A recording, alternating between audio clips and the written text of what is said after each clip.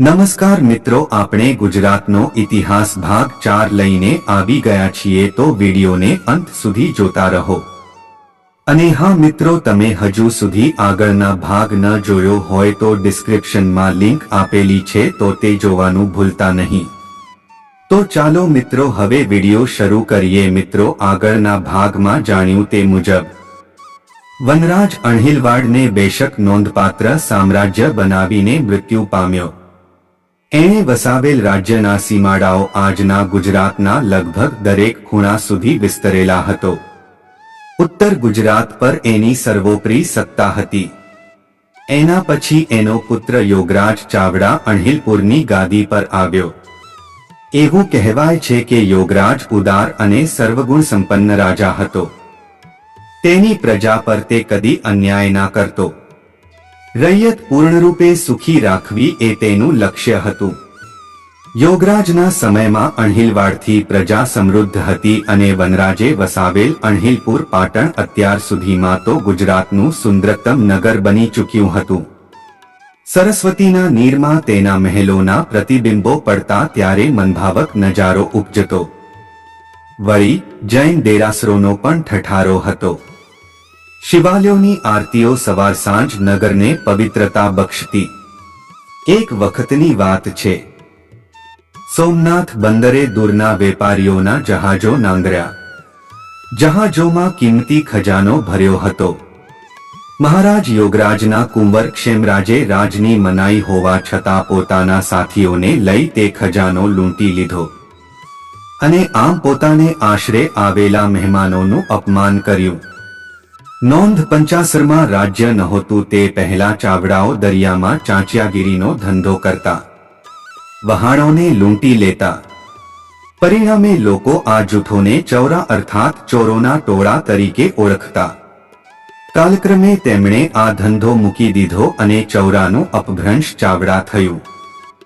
આજે ક્ષેમરાજે ફરી આ વાતની યાદ અપાવી હતી। આ વાતની ખબર યોગરાજને પડી। તેના ક્રોધનો પાર ન રહ્યો। ક્ષેમરાજને બોલાવી તેણે ઠપકો દીધો। ગુજરાતનો ઇતિહાસ અણહિલવાડથી ગાંધીનગર વનરાજના અનુગામીઓ તેમે કરેલા બધા સારા કાર્યો પર લાંછન ફેરવી દીધું। હું માંડ આપના પૂર્વજોએ કરેલા કૃત્યો વિસરાવી દેવા માંગતો હતો, ત્યાં તે ફરી એવું કરીને મારી મહેનત ધોઈ નાખી। એવું કહેવાય છે કે પોતાના પુત્રની હલ્ટ પ્રવૃત્તિઓને પ્રતાપે યોગરાજ જાતે ચિતા પર ચડીને બળી મોતને ભેટે છે, જ્યારે પોતાની આજ્ઞાઓનું ઉલ્લંઘન પોતાના પુત્રો દ્વારા જ થાય પછી એ રાજાને જીવવું ઝેર સમાન છે। યોગરાજ પછી એનો પુત્ર ક્ષેમરાજ ગાદી પર આવ્યો, જે હલટાઈ વૃત્તિઓ ભરેલા કાર્યો કરતો રહેતો। યોગરાજની ભલમનસાઈ પર તેણે પાણી ફેરવી નાખ્યું હતું। તેને કોઈ સાથે સારા સંબંધો નહોતા। વળી પોતાનું ધાર્યું કરતા તેને કોઈ રોકી શકે તેમ નહોતું। છતાં પોતાના સામ્રાજ્યને યોગ્ય સીમાડે મૂકી તે રાજ્ય કરી ગયો। ક્ષેમરાજ પછી તેનો પુત્ર ભુવડ અથવા શ્રી ભુવડ ગાદીએ બેઠો। તેણે શાંતિથી અને યોગ્ય રીતે રાજ્ય કર્યું। તેના રાજભાર દરમિયાન અણહિલવાડ શાંતિથી જીવતું હતું। એવું કહેવાય છે કે તેના પર કોઈ હલ્લો થયો નહોતો કે તેણે કોઈ પર આક્રમણ કર્યું નહોતું। ભુવડ પછી એના પુત્ર વૈરીસિંહે અણહિલવાડ પર રાજ કર્યું। તેણે નાના મોટા ઘણા યુદ્ધો કરેલા। પિતાની જેમ તેના ભાગ્યમાં શાંતિથી જીવવાનું આવ્યું નહોતું। લગભગ બધા યુદ્ધમાં તે જીત્યો હતો અને એવું કહેવાય છે કે આની પાછળ તેના બુદ્ધિમાન પ્રધાનનો હાથ હતો। અને ચોખ્ખી વાત છે કે એવા પ્રધાન વિના યુદ્ધ વિજય શક્ય નથી। જેમ ભીમદેવ પાસે દામોદર મહેતા અને જયસિંહ પાસે મુંજાલ મહેતા હતા, પણ અહીં વૈરીસિંહનો એવો પ્રધાન કોણ હતો તે વિશે ઇતિહાસના પાનામાં ઉલ્લેખ નથી।